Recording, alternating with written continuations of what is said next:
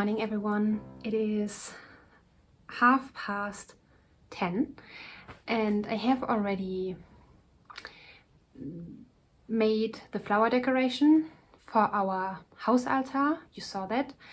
And I'm preparing at the moment the Christmas pudding, the traditional English Christmas pudding. I always wanted to make that, and last year was the first time. It is all I only know that from the Christmas Carol by Charles Dickens, and I always imagined it to be very delicious, very ultra special, yummy, and this is so special to me, especially because of the movie, the scene where she reveals the pudding and she's so relieved that it turned out well, because she was a little bit worried because of the amount of flour she used. And last year I did it the first time, and it is so good.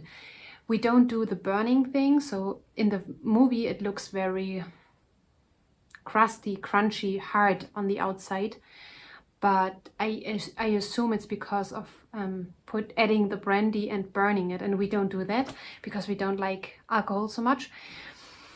And this year I make the Christmas pudding again. Thankfully, this is a dessert you can prepare in advance. It holds up very well and you can warm it up in the microwave.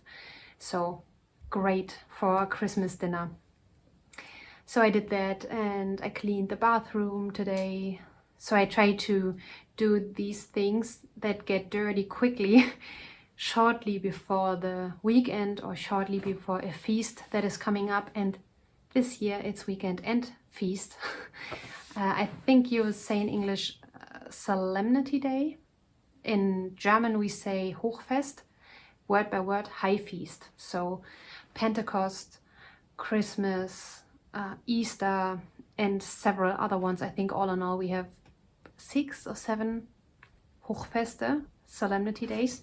So, and I always try to prepare everything shortly before it, so nothing is dirty while the celebrations.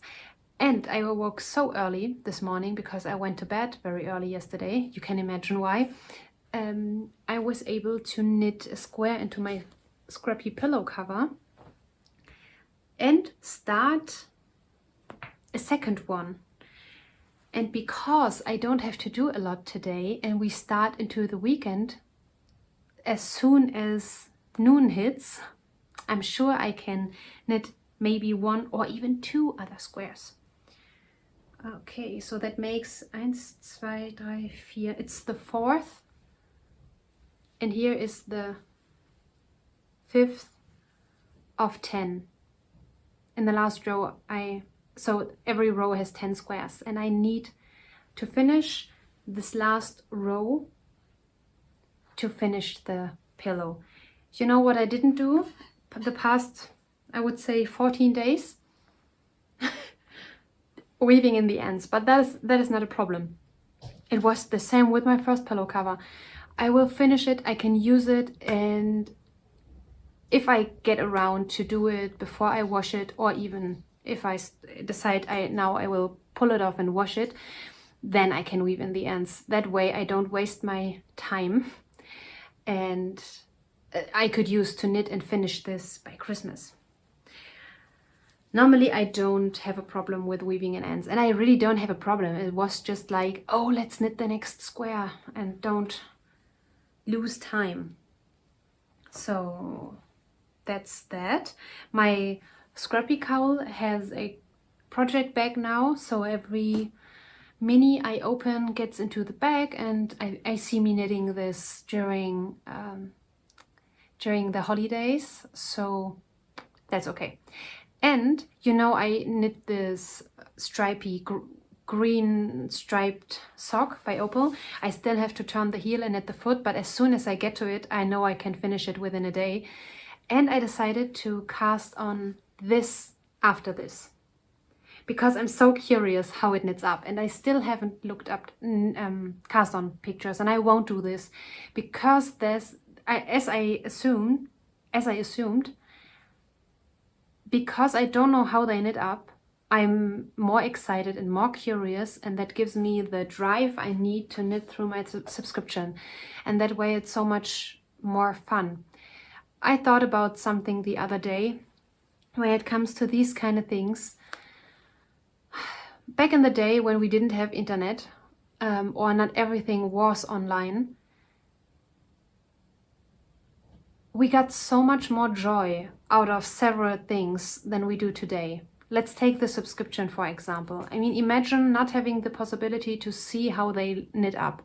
It's really exciting. It's a surprise. You will be more keen to start the next skein, and maybe you have a friend who has the subscription, probably, and before we could send photos all the time, maybe you spoke about it and said, oh, you know, I had this greenish skein, you know what I mean? Yes, this one with these and that, these colors. I started that and it seems to be like that. So you could talk about it, but you couldn't spoil each other. Maybe you would have wanted it back then, but you couldn't, and you didn't know that it's better that way. Do you get what I mean?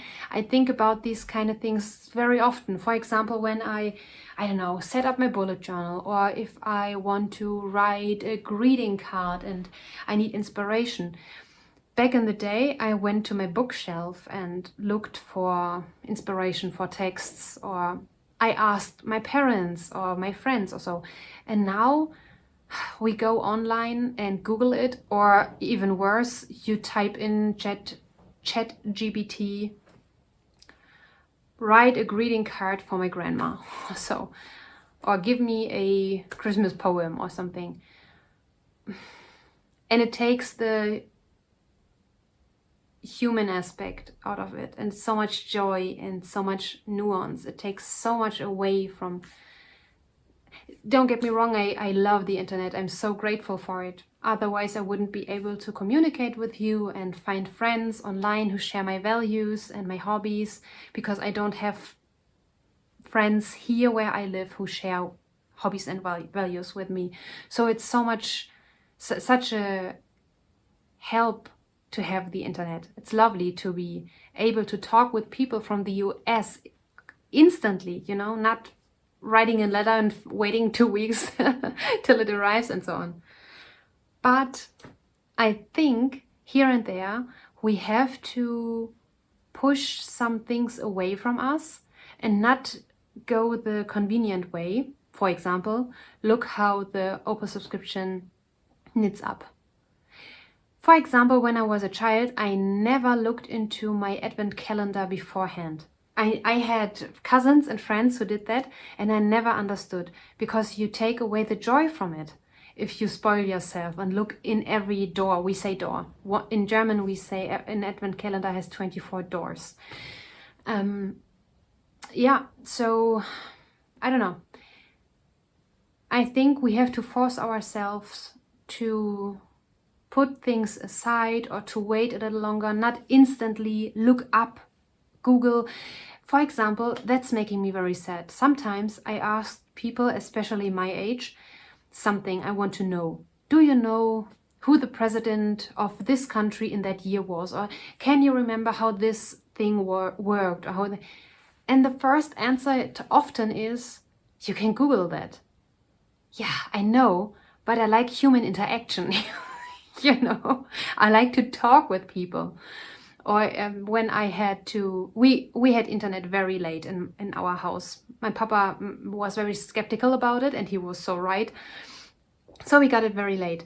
And when I was doing my homework, for example, for my English lessons, I had to look up words constantly. And I used a dictionary for it. And it took so much longer than just typing in Google or somewhere. You could look it up online. But if you have a book in your hand, your eye catches other words, and probably you recognize them, and then you think, oh, that word does mean this or that. I didn't know that. I was asking that my whole life, what this word means, or you know what I mean? Or just glancing over the page and finding something interesting if you look something up. And we don't have that anymore. Especially when we use our phone, because who has not experienced the following? You want to look up the weather. You take your phone in your hand and you find yourself on Instagram, YouTube, or WhatsApp. 30 minutes go by and you think, oh, I wanted to look up the weather. You know what I mean? Yeah, okay. I don't want to rant about these things, but maybe it's a helpful reminder for you too. So now I will, let me see. Yeah, now I check the Christmas pudding dough because it had to sit in the fridge for an hour and I have to steam cook it now. And while that pudding is steam cooking, I will probably drink a Christmas tea, and knit on my second square of the day. Yeah, I'm wishing you a lovely Vlogmas episode.